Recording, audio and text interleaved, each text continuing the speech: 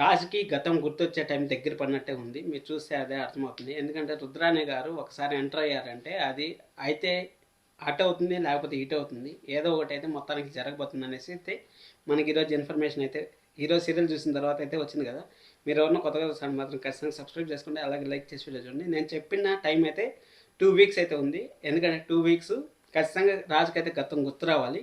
గుర్తొచ్చే ఛాన్సెస్ కూడా ఉన్నాయి. 99% అయితే ఉన్నాయి. ఎందుకంటే ఇప్పుడు ఎపిసోడ్లో కొంచెం ఫాస్ట్ మూమెంట్ అయితే వస్తుంది కదా. ఆ ఫాస్ట్ మూమెంట్ వల్ల ఎపిసోడ్లకి అయితే ముందుకు జరిగి గతం గుర్తొచ్చే ఛాన్సెస్ అయితే వెరీ వెరీ హైగా ఉన్నాయి. ఒకవేళ గతము ఎందుకంటే మంచి టీఆర్పీ అయితే వస్తుంది, ఈ ట్రాక్లో మంచి టీఆర్పీ అయితే వస్తుంది.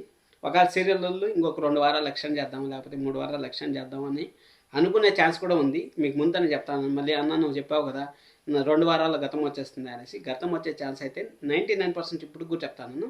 కానీ వాళ్ళు ఏమన్నా ఆలోచించి ఈ ట్రాక్ బాగుంది కదా, ఈ ట్రాక్ వల్ల కొంచెం ఎమోషన్స్ అనేవి డెవలప్ అవుతా ఉన్నాయి. డెవలప్ అయినప్పుడు టీఆర్పీ మంచిగా వస్తుంది అనేసి ఆ విధంగా ఆలోచించే ఛాన్స్ కూడా అయితే ఉంది.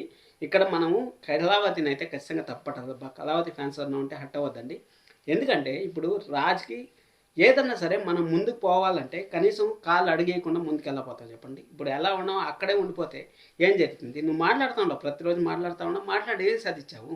కనీసం ట్రై అయినా చేసావు ఒకసారి అన్న. ఎన్నిసార్లు అడిగింటారు? 100 సార్లు అడిగినారు రాజు. 100 సార్లు అడిగినప్పుడు కూడా నువ్వు కనీసం ఒక హింట్ కూడా ఇవ్వలేదు. అలాంటిది ప్రయత్నం చేయమంటే ఒకేసారి ఇప్పుడు మనము ఒక్కొక్క పెట్టు కొడితేనే ఏదైనా సరే పగిలేది. ఆ విధంగా కాకుండా ఒకేసారి బాంబు పెట్టి బ్లాస్ట్ చేస్తుంది అనుకుంటే అది కొంచెం నిదానంగా అర్థమయ్యేటట్టు చెప్తే రాజు అర్థం చేసుకునే శక్తి రాజుకుంది. కానీ కళావతి ఎందుకో మిస్టేక్ అయితే చేస్తుంది. ఆ ఇంట్లో వాళ్ళు ఎంత చెప్పినా కానీ నేను మీకు చెప్పినప్పుడు బాగా మాట్లాడుతూ ఉన్నాను, కానీ ఇక్కడ మీకు అక్కడ మనకు ఛాన్స్ ఉంది, ఇంకా లైఫ్ లాంగ్ మనకు టైం ఉంది అనేసి అనుకుంటే మాత్రం ఓకే, కళావతి చెప్పేది ఓకే. లైఫ్ లాంగ్ మనకు ఛాన్స్ లేదు కదా. పత్రిక ఎత్తుకొని ఇంటికే వచ్చేసింది ఆమెని. పత్రిక ఎత్తుకొని ఇంటికే వచ్చేసిన తర్వాత అక్కడ వచ్చిన రాజుని ఏమని పలకరించాలి చెప్పండి? ఇంకా ఇంట్లో వాళ్ళంతా ఇంక చూస్తూ ఉండిపోవాల్సింది తప్పించి, ఇంక కళావతికి మాట ఇచ్చినారు కాబట్టి చూస్తూ ఉండిపోవాల్సింది తప్పించి ఇంకేమి జరగదు. ఈరోజు అయితే కళావతి అయితే అపార్థం చేసుకొని బయటకు అయితే పంపించేసింది. అపార్థం చేసుకోవడం అంటే ఇంకా ఆయన ప్రాణాలతో బతుకుంటే చాలు అనేసి బయటకు అయితే పంపించేసింది కదా. బయటికి పంపించేసిన తర్వాత రుద్రాణి గారు అయితే గట్టిగా ప్లాన్ చేసి అక్కడ వాళ్ళ అమ్మని పరిచయం చేశాడు కదా. పరిచయం చేసినప్పుడు అక్కడ వాళ్ళ ఇంటికి వచ్చారంటే మీకు ఒక నిజం తెలుస్తుంది. నిజం తెలిసిన తర్వాత రాజు బ్లాస్ట్ అవుతాడు, కావ్య పైన బ్లాస్ట్ అవుతాడు. 50% అయితే విడిపోయారు, 100% విడిపోయేస్తుంది అనేసి అనుకున్నాం కదా. ఇక్కడ అనుకున్నప్పుడు మనకి రేపైతే మన అపర్ణ గారిని అయితే చూసేశారు రాజు. చూసేసిన తర్వాత అక్కడ కావ్యాన్ని అయితే అపార్థం చేసుకుంటాడు. అపార్థం చేసుకున్నా కానీ ఏం ప్రాబ్లం లేదు. ఎందుకంటే అక్కడ ఏదో ఒక సిచ్యువేషన్ అయితే క్రియేట్ చేయాలి. క్రియేట్ చేస్తేనే సినిమా ముందుకు జరిగేదానికి. అందుకోసం డైరెక్టర్ గారు ఈ విధంగా అయితే ప్లాన్ చేశారు. మీకు డెఫినెట్గా చెప్తాను, ఇప్పుడు కూడా చెప్తాను నేను.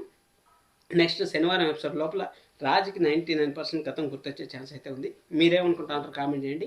అలాగే రాజు ముందుతో చేసిన మిస్టేక్స్ అంటే 1 సంవత్సరం నుంచి కళావతిని ఎంతైతే ఇబ్బంది పెట్టాడు అంతకు 100 రెట్లయితే ఇబ్బంది పడతా ఉన్నాడు. ఎందుకంటే అక్కడ జరిగిన సిచ్యువేషన్లు అక్కడ కళావతి పాపము ఎతికి నా భర్తను దగ్గర వాళ్ళనేసి ఎంతైతే తాపత్రపడిందో అదేవిధంగా ఇక్కడ రాజు కూడా అంతే తాపత్రపడుతూ ఉంటాడు. అంటే దానికి చెల్లు అనుకోండి, మనం ఏం చేయలేం. మీరైతే సబ్స్క్రైబ్ చేసుకుని మరిన్ని వీడియోస్ కోసం. Thank you so much. Love you all. By by.